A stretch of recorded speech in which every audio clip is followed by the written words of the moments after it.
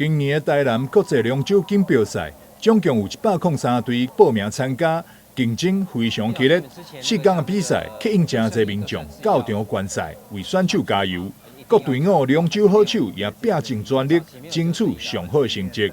哇，目前在甲水道的金城青商龙舟队，他们率先抵达终点哦。那第二个紧追在后的就是丙水道的郝新长的坚持哦。那因为疫情的关系哈，所以我们台南的国际龙舟赛哈，坦白讲已经停办了2年。但是你可以看到我背后，大家喊声震天，可以知道说今天的热闹精彩可期。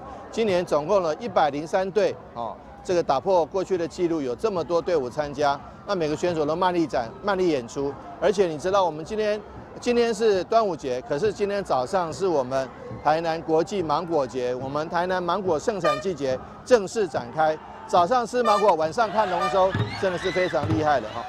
各组的冠军队伍分别是大型龙舟男子组国立台南海事队、公开女子组深田印刷土城高中联队、工商团体组金城轻松龙舟队、大专一号组嘉耀水上活动社 A 队、高中级男子组国立台南海事体育班队、高中男子组土城高中国中部队，以及小型龙舟男子组金城轻松小龙 A 队。